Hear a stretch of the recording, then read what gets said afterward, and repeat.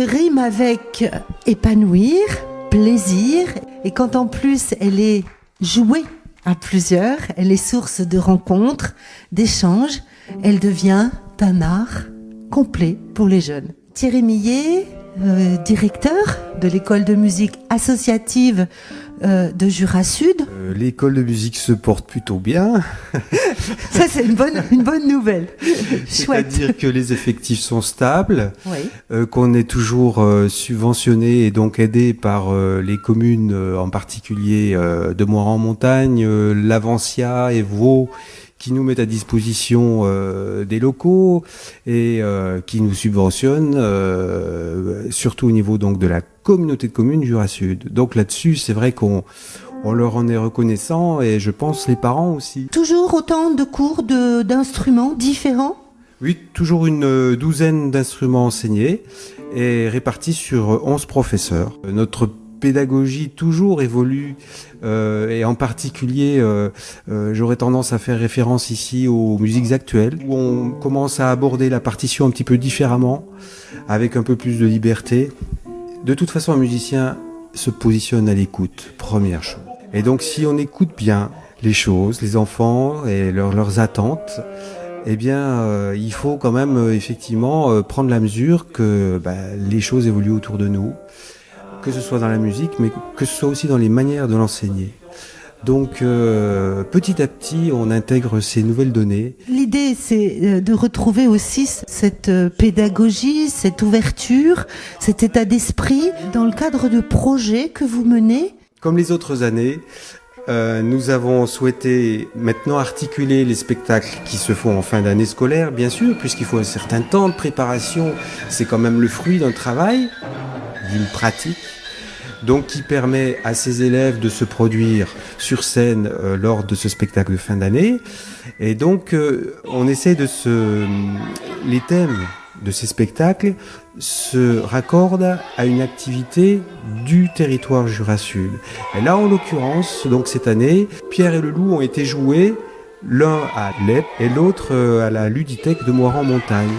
Donc du coup, on s'est dit, nous aussi, on va faire une petite relecture complètement originale de l'histoire de Pierre et le Loup, qui s'est transformée donc en Perrette et le Loup, en résonance à l'œuvre de Prokofiev, mais sans emprunter ses musiques et en créant effectivement à la fois des musiques originales ou en s'inspirant de musiques existantes, mais en réécrivant les paroles, etc., avec les enfants. Et en particulier lors des séances de formation musicale, puisqu'à ce moment-là, le professeur s'adresse à un ensemble, à un groupe, et que donc les idées peuvent fuser, et on peut à ce moment-là les échanger, enrichir les choses.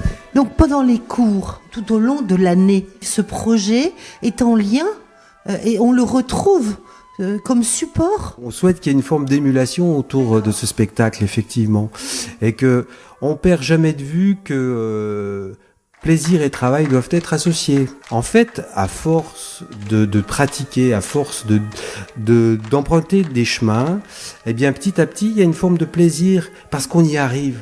Parce qu'on va pouvoir, voilà, on se perfectionne. On a le plaisir de pouvoir montrer à ses parents, à sa famille, tiens, tu joueras pour l'anniversaire de tonton, tu joueras pour ceci, cela. Eh ben oui, je vais me produire au sein de ma famille. Et puis un jour, je vais me produire aussi sur le spectacle de fin d'année avec d'autres musiciens. Je vais les écouter, je vais prendre la parole à un moment, je vais m'affirmer. Voilà, je suis prêt. Et ça, c'est à force quand même de pratique ou de travail, je dirais doucement travail, parce que c'est quand même pratique. L'idée d'ensemble, on est une collectivité à ce moment-là. C'est important dans l'apprentissage de la musique aussi. Ah oui, c'est important parce que il y a toujours ce dénominateur commun à tous, c'est l'écoute. Donc de toute façon, on doit se positionner pour pouvoir jouer avec d'autres dans cette écoute, parce que c'est ce qui va nous permettre d'être réactifs. Et puis il y a le chef qui nous fait signe, on a un peu accéléré ici. Donc ça mobilise tout un tas de sens. Et c'est aussi en cela que la musique, elle apporte beaucoup. Et que par exemple, bon nombre de personnes qui réussissent dans une autre profession, c'est entendu. Mais voilà, ils ont développé une forme d'écoute. Et elle ressurgit Donc il faut, enfin je demande et j'espère que les auditeurs et les parents qui entendent ce message comprennent bien que la musique, effectivement, c'est un média qui permet effectivement à l'enfant d'évoluer, même si bien sûr il ne sera pas forcément musicien professionnel, même si on le souhaite par ailleurs. Ces moments de spectacle sont aussi des moments où les parents, la famille, les amis viennent voir les musiciens, les artistes sur scène. C'est un moment merveilleux qu'ils peuvent vivre, et parfois ça peut être délicat aussi. Effectivement, lors du dernier spectacle, donc Perrette et le loup, on a fait le choix de ne pas mettre les musiciens sur scène. Parce qu'effectivement, lorsqu'on va dans un spectacle d'opéra par exemple, on a des chanteurs, on a des comédiens qui sont là, effectivement, qui occupent l'espace scénique, et les musiciens dans la fosse. Eh bien, cette année, donc, on a inauguré en quelque sorte cette forme-là, et c'est vrai que les parents étaient un petit peu déstabilisés, certains parents. Oui, mais la musique brille d'autant plus. Bien sûr, Thierry. Bien sûr. Et n'oublions pas que la musique, c'est auditif. Exactement. Donc, on peut tout à fait convoquer son écoute et regarder ce qui se passe sur scène. Donc, finalement, il y a aussi une forme d'éducation des parents.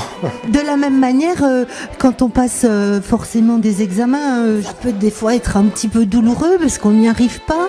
Un examen est organisé chaque fin de cycle. C'est sensiblement 4 ans pour un cycle.